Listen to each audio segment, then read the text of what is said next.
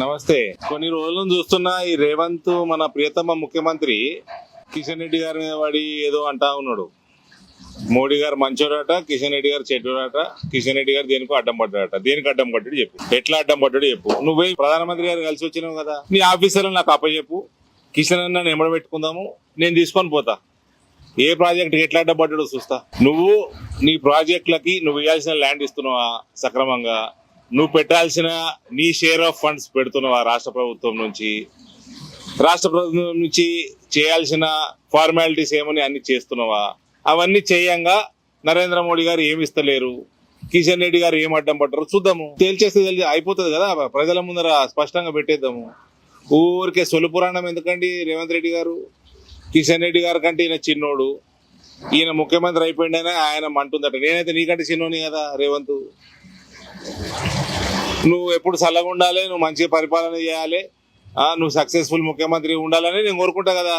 సరే పా, అందరం పోదాం పా, నీ టీంని పంపి కిషన్ అన్న నేను రిక్వెస్ట్ చేసుకొని నేను తీసుకొచ్చుకుంటా. పోయి మోదీ గారి దగ్గర, ఈ దేశంలో ఏ రాష్ట్రానికి కూడా నరేంద్ర మోడీ ఎక్కువ చేయడు తక్కువ చేయడు, ప్రపోర్షనేట్ గా అన్ని దేశమంతా ఒకటే తీరు చూస్తాడు ఆయన. రొటీన్ గా అయ్యే ప్రాజెక్టులు, రీజనల్ రింగ్ రోడ్ కానీ, నువ్వు మూసీ ప్రక్షాళన అంటున్నావు కదా, నీ డిపిఆర్ వ్యవహారము నువ్వు ఏ రకంగా చేద్దాం అనుకుంటున్నావు, అవన్నీ డీటెయిల్స్ అని నీ ఆఫీసర్లు అప్పచెప్పు. తప్పుల తడుకుంటది చూడకంటే ముందే చెప్తున్నా. పనికి మళ్ళీ రాజకీయం చేసుడు, సొలు పురాణం రాజకీయం చేసుడు, ఇవన్నీ చేసుకుంటా ప్రజల్ని మభ్యపెట్టుడు తప్ప ఏమీ లేదు. నువ్వు చేసిన వాగ్దానాలు ఏమైనాయి, దానికి డబ్బులు లేవు, అది ముందుకు పోతలేవు, ప్రజలు తిడుతున్నారు, కాంగ్రెస్ కి వ్యతిరేకం తయారవుతున్నారు. తెలంగాణ మొత్తంలో మహిళలందరూ కాంగ్రెస్ వాళ్ళు వస్తే చీపుర్లు పట్టుకొని సిద్ధంగా ఉన్నారు ఊర్లల్లో. పెన్షన్ ఇవ్వకపోతేవి, పెంచకపోతేవి, 2,500 ఇవ్వకపోతేవి, తులం బంగారం ఇవ్వకపోతేవి, రైతులకు ఇవ్వకపోతేవి, నిరుద్యోగులకు ఇవ్వకపోతేవి, ఎన్ఆర్ఐలకు ఇవ్వకపోతేవి. నువ్వు చేసిన వాగ్దానాలన్నీ వీగినాయి, అవేం మాట్లాడతలేవు. కానీ ఊరికే సొల్లు రాజకీయం చేస్తా ఉన్నాడు.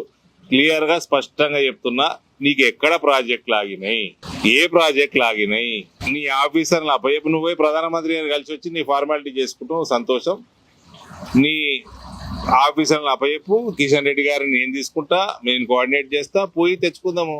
40 ఏళ్ల తర్వాత ఒక జాతీయ బోర్డు స్థాపించడంలో నేను కీ రోల్ ప్లే చేసిన.